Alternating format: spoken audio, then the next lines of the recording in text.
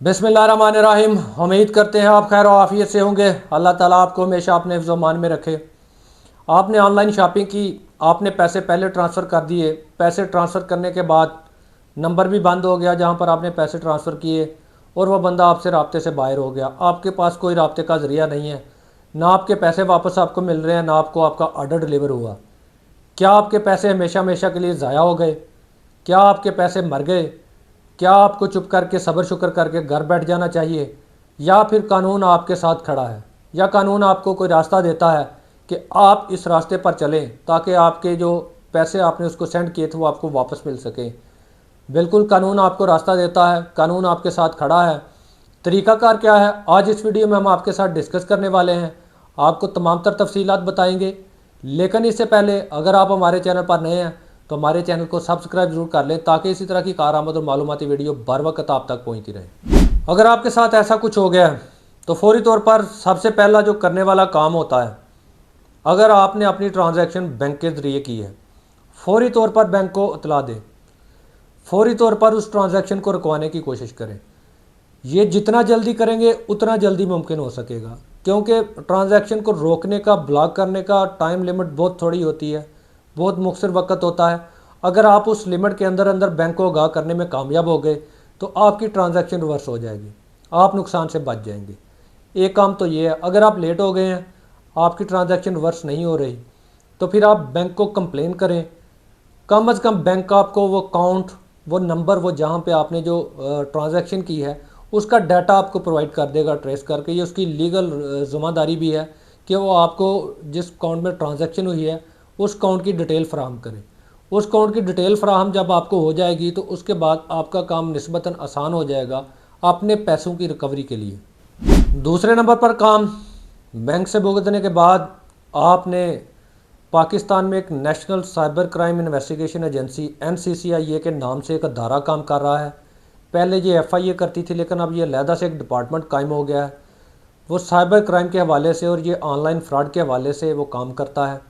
आप अपनी तमाम चैट्स उस पेज या उस वेबसाइट जहाँ से आपने वो शॉपिंग की, और वो अकाउंट बैंक अकाउंट है, जैज़ कैश, इजी पैसा या किसी भी तरह का कोई भी ऐसा अकाउंट है जहाँ पर आपने रकम की अपनी ट्रांजैक्शन की है, उसकी सारी डिटेल, उसके तमाम सबूत, दस्तावेज़ात, उसके साथ आपकी वॉइस चैट या टेक्स्ट चैट जो भी आपकी उसके साथ हुई है, या आपने कॉल उसको की है तो कॉल का रिकॉर्ड, ये सारी चीज़ें आप इकट्ठी करने के बाद एक एप्लीकेशन लिखें जिसमें आप तमाम डिटेल बताएं कि आपके साथ फ्रॉड किस तरह हुआ है।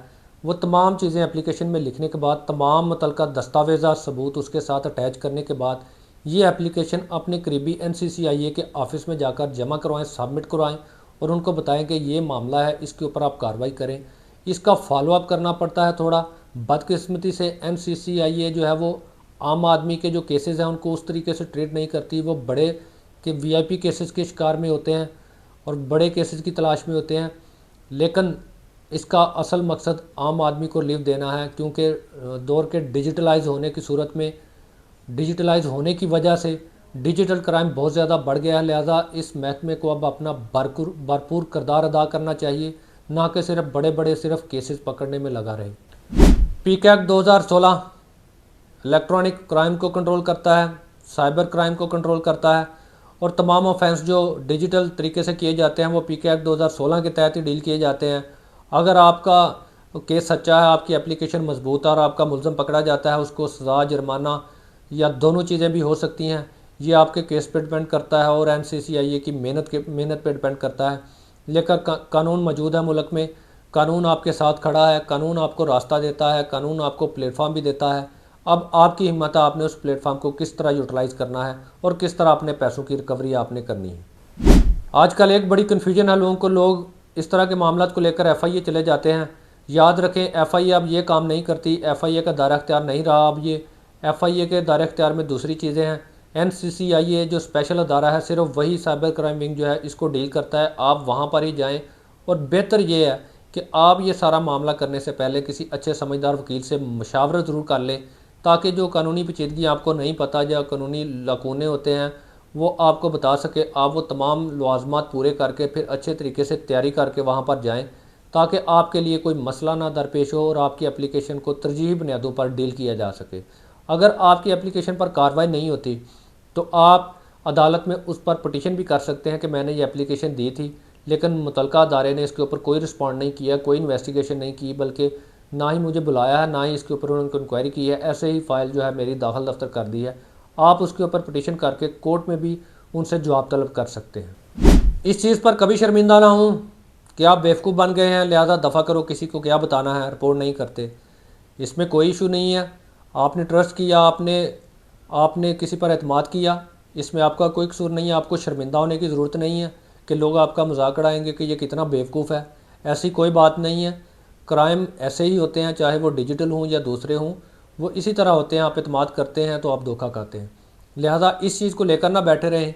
और आप अगर ये एक्टिविटी शुरू करेंगे, जो कि पाकिस्तान में तकरीबन ना होने के बराबर है, लेकिन अगर आप ये शुरू करते हैं तो आहिस्ता आहिस्ता ये जो डिजिटल मुजरिम है उनका घेरा तंग होना शुरू हो जाएगा, और आपके लिए भी आपके पैसों की रिकवरी का मामला प्लस आपका हर्जाना जो आपको इस प्रोसेस के दौरान आपका ख़र्चा आता है और आपको जो ज़हनी अज़ियत का सामना करना पड़ता है, आपको वो भी इस सूरत में मिल सकता है। एहतियात आपने ये करनी है, कोशिश करें किसी भी लोकल पेज, वेबसाइट या अननोन नंबर से आने वाले आप मैसेज या किसी अननोन नंबर से व्हाट्सएप पर आप किसी से रब्ता ना करें, ना किसी से कुछ चीज़ परचेज़ करने की कोशिश करें, बल्कि कोशिश करें जो ब्रांड हैं, जो वेरीफाइड अकाउंट हैं, वेरीफाइड वेबसाइट्स हैं और जो लोकल मार्केट में ऑलरेडी मौजूद हैं, वहीं से आप ऑनलाइन शॉपिंग भी करें, ताकि आपको फ्रॉड का सामना ना करना पड़े। और अगर कोई करता है आपके साथ तो आप उसको बासानी कोर्ट में उसको खींच सकें और उसको कटहरे में ला सकें।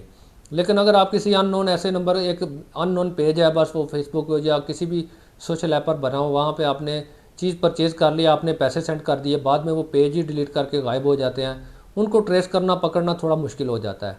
लिहाजा एहतियात करें, कोशिश करें कि आप किसी अननोन पेज, नंबर या किसी भी ऐसी वेबसाइट से शॉपिंग ना करें जो कि बिल्कुल अननोन है और जिसका कोई वजूद मार्केट में ना हो। आपके साथ ऑनलाइन फ्रॉड हो जाए तो शर्मिंदा ना हूँ, कानून आपके साथ खड़ा है, बस सही वक्त और सही कदम। उम्मीद करते हैं आपको वीडियो पसंद आई होगी। अगर वीडियो पसंद आई है तो लाइक, कमेंट, शेयर ज़रूर कीजिएगा। हमसे किसी किस्म का कानूनी मशवरा करना चाहते हैं तो दिए गए हमारे नंबर पर व्हाट्सएप मैसेज करके आप हमसे कानूनी मशवरा कर सकते हैं।